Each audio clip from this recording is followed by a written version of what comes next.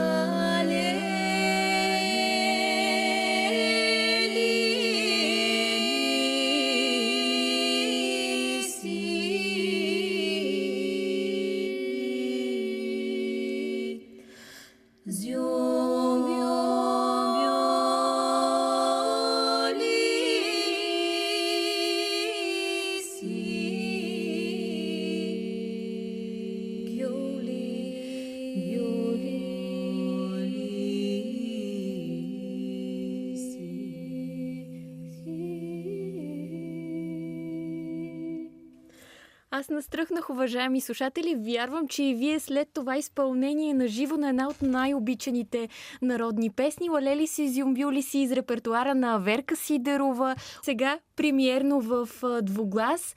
При нас са момичетата от трио Елея, които изпълниха тази прекрасна песен и също изпълниха студиото с много усмивки и позитивни емоции, положителна енергия. При мен са вече Ралица Хайдърска, Десислава Иванова и Никайла Пашалийска. Добре дошли в двуглас, момичета. Добре заварили. Да разбирам ли, че това днес е първата ви изява като трио Елея в официална медия? Точно така. За нас това днес е премиера. Много се радваме, че точно тук в Българското национално радио, в програмата Хоризонт, ние сме тук да представим нашето трио. Вие и трите сте студентки в Национална музикална академия "Професор Панчо Владигеров" тук в град София. Разкажете малко повече как се събрахте като трио, откъде дойде изобщо тази идея? Ние много обичаме българския фолклор. Реално се събрахме в академията. С Деси сме трети курс, Раличка е първи и така си я харесахме за наш сопран и много искахме да работим с нея. И може би е съдба, че така ни събра академията. Със сигурност е съдба, защото ние страшно много се усещаме. Ние сме си много близки приятелки също така и може би точно тези искрени, чисти отношения изграждат всичко красиво, което искаме да направим и правим. И така нашето кръщелно, ние така си го смятаме всъщност, беше на 22 март на сцената на Бургаската опера, където изпълнихме "Лалели си, зюмбюли си" за първи път на сцена заедно. Там бяхте на представянето на ансамблите, нали така? Да, точно така. Професионален преглед. Бяхме много щастливи, че точно ние като камерен състав може да представим Националната музикална академия в програмата с фолклорния хор и фолклорния оркестър. Сега като каза камерни състави, Деси, се замислих, защо избрахте пътя на камерното изкуство? Трудно се реализират такъв тип и проекти, трия, квартети. Трудно се реализират, това е така.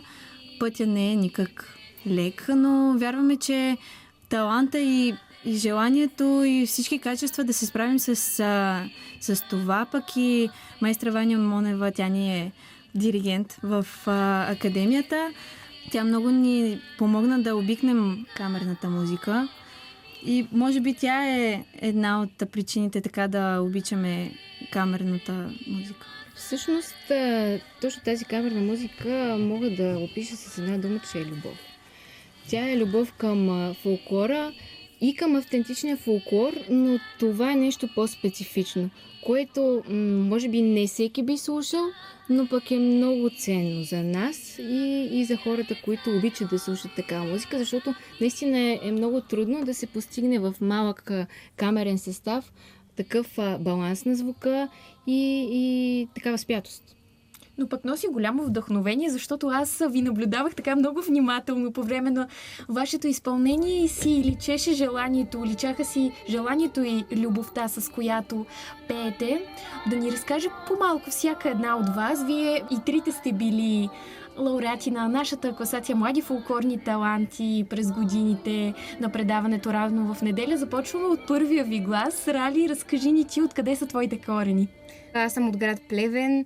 Там съм завършила музикалното училище "Панайот Пипков" със специалност народно пеене при моята майка Силвия Хайдърска.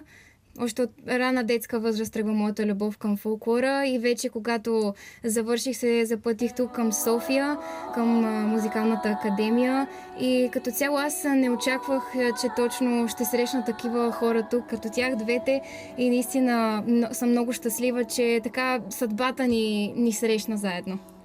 Абсолютно има неща, които не са случайни и са предварително предначертани. Деси, ти? Всичко наистина е предначертано. Аз съм родом от град Тетевен. В момента съм трети курс в Националната музикална академия. Моя музикален път тръгва от много рана детска възраст.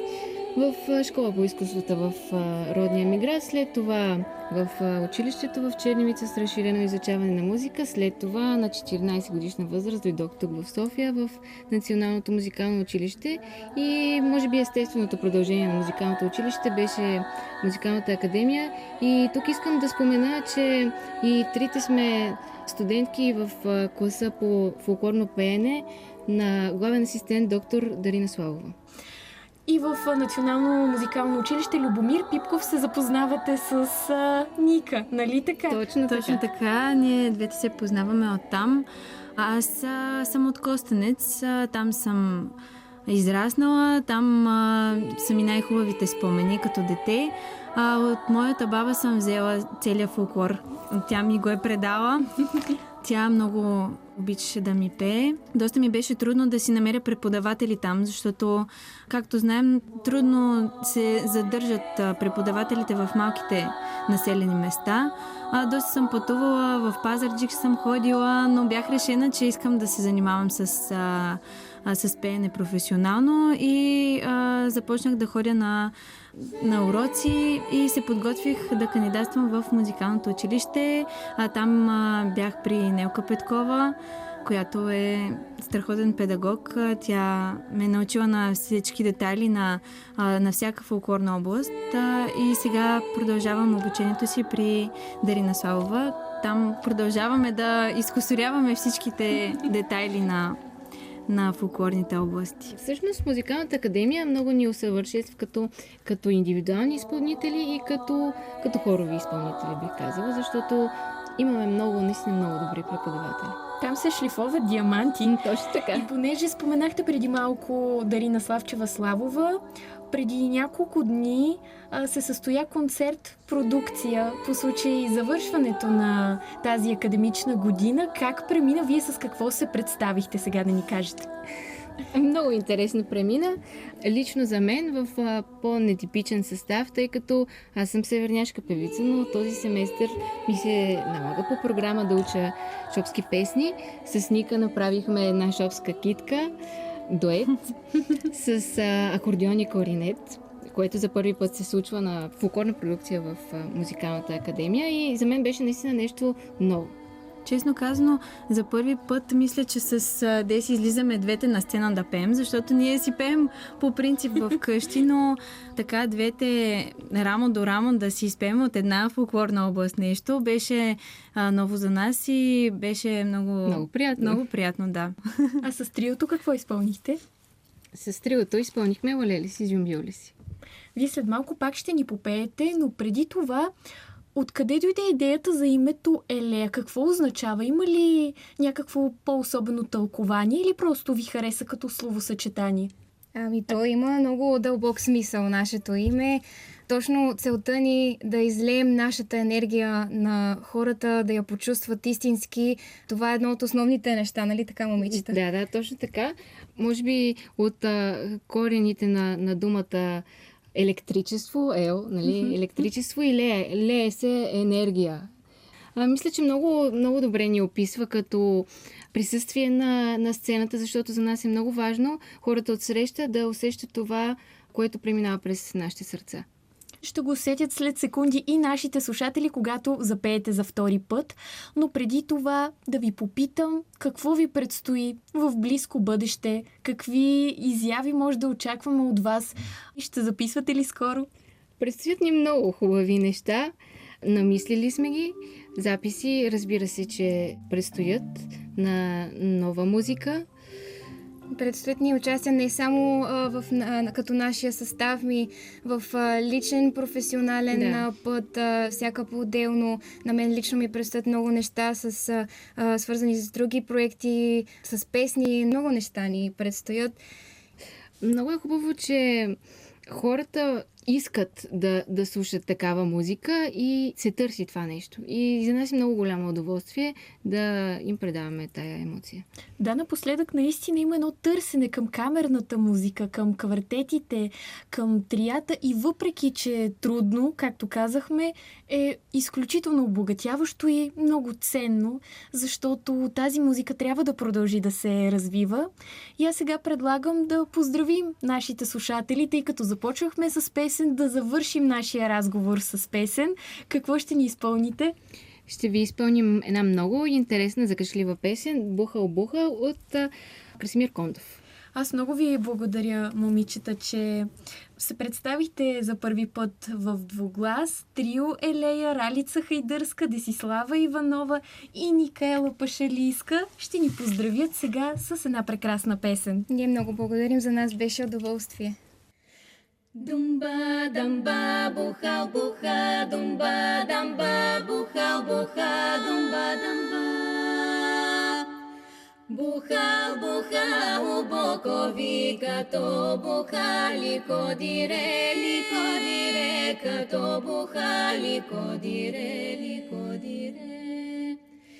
Лико дире, въжавие, люки върже, въжавие, люки върже. Думба, дамба, бухал, буха, думба, дамба, бухал, буха, думба, дамба. Чикой ми е в люката, Яна беше в люката, Яна беше в люката. Чикой ми я люлеше, драган ми я люлеше, драган ми я люлеше. Думба, дамба, бухал, буха, думба, дамба, бухал, буха, думба, дамба.